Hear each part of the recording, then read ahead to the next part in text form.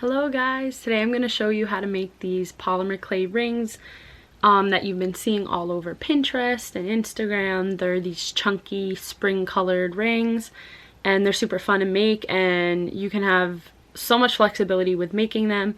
And yeah, there's a lot of different styles you can make. I just picked a few because I got tired making them. They do take a while if you're a perfectionist like me. They didn't come out perfect, but it was kind of hard to craft with these nails. But I did my best, and I hope you like this little tutorial. There will be a close-up of all the rings at the end. For what you're going to need, of course, first you're going to need your clay. You're going to be using polymer clay because this is an oven-baked clay.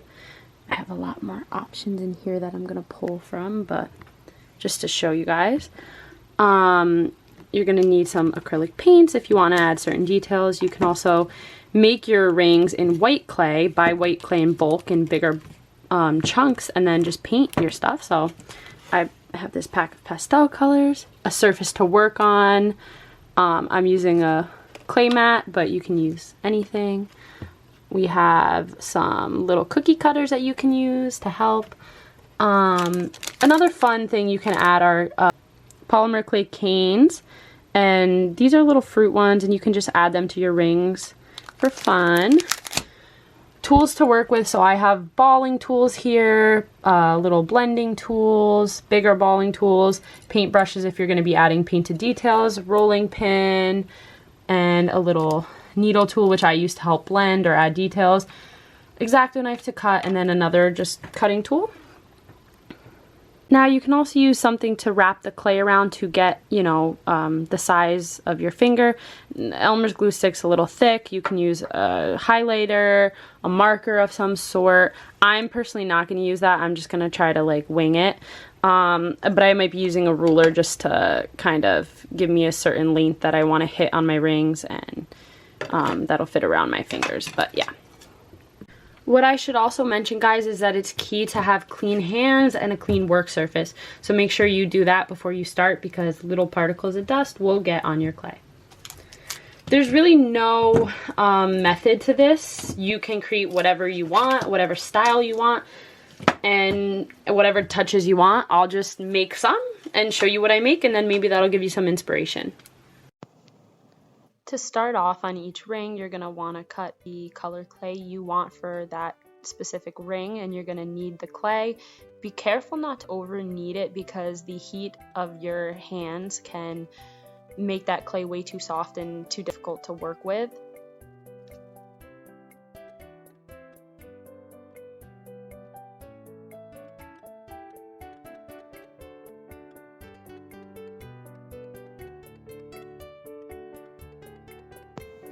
Once the clay is formed into a snake, you are going to measure it to your finger and cut accordingly, and blend those edges with a blending tool and a needle tool, whatever you find easiest. I tend to use both to smooth the edges. It just works better and makes things a little cleaner.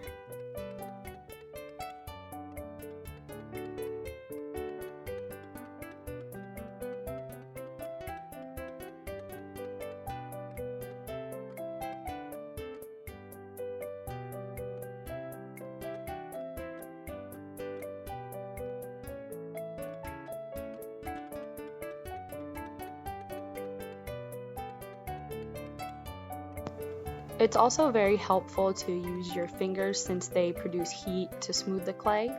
Just be careful again, because that heat of your fingers can really move the clay in places you don't want it to. And for this specific ring, you're going to add the bubbly texture using the needle tool and just making indentations all along the ring to produce that effect. You might have to go over those same spots a few times to add depth. Alright, here's the first ring finished before being baked. And for the second ring, I'm using a yellow clay since I'm making a smiley face chunky ring.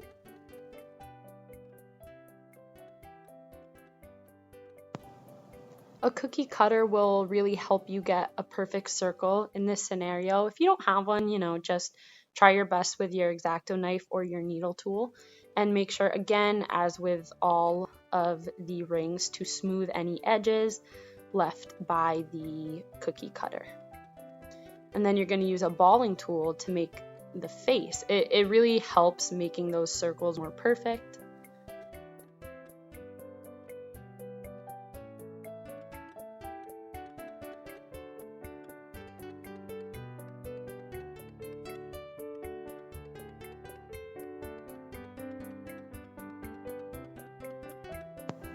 Now you can use any shape for this chunky ring. You can use a heart, a flower, whatever. Just make sure to blend the edges of the shape in with the ring itself with your needle tool or blending tool.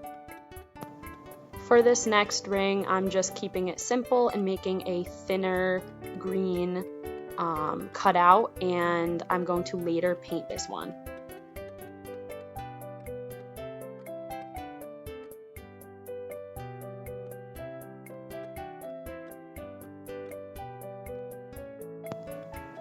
Ta-da! And now for the next ring, we're going to be using those polymer clay cane slices and using translucent liquid Sculpey. It's a bakeable liquid form of clay, and we're going to be using that to attach the cane slices to the ring. Now, of course, there's so much freedom with this. You can use any type of cane slice, any colors, and these ones are really fun to make because they're super simple but look so cool because of the canes. For the final two rings, I'm going to be using two thin snakes of white clay, and I'm going to twist them together to create this fun, twisty, thinner ring base. And I'm going to connect the edges and blend them to make the rings. And on one of them, I'm going to add a little butterfly pendant that I cut out of clay using my needle tool. Make sure to smooth the edges. Okay guys, so I'm kind of beat right now. These are the ones I have completed. I'm going to go bake them and then paint the ones I need to paint and glaze them, and I'll show you the final products. I wanted to make more. I saw so many designs on Pinterest and stuff that I wanted to do, but I'm honestly tired. And you get the point from this video. You know what you need. You know what to do. Yeah, and just be creative, have fun, and make whatever you want. Alright, so now that the rings are out of the oven and cooled, I'm going to use Q-tips with isopropyl alcohol to clean the colorful rings and nail polish remover to clean the white rings to try to get the dust off. The reason you don't want to use the nail polish remover on colorful rings is because it will add white streaks and strip the color. So these rings I was able to get the dust off of pretty well, but these two were a little problematic, so I'm going to be painting these two. Finally, it's time to glaze the rings. I like triple thick personally. It's a thicker, shinier glaze than the Sculpey one. Just paint it on and don't be afraid to use a decent amount. Not too much. You don't want to layer it too many times. I usually let them fully dry and layer them twice.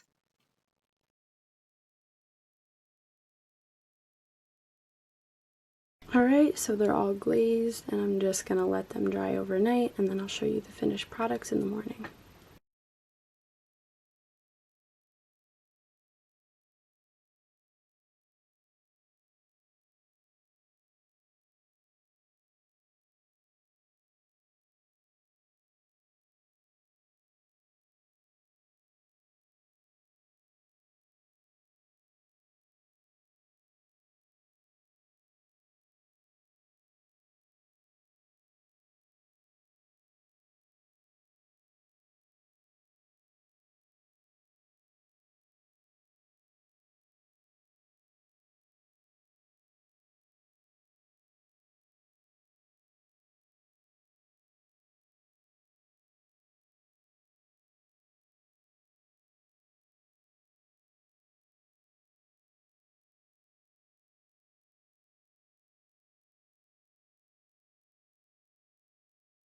Alright guys, so here are the finished products. My rings, I think they came out pretty good. Definitely could have been better, but it's kind of hard to craft with these nails on and to work with such precise little small things. The little green flower ring kind of came out looking like eggs instead. But yeah, here they all are.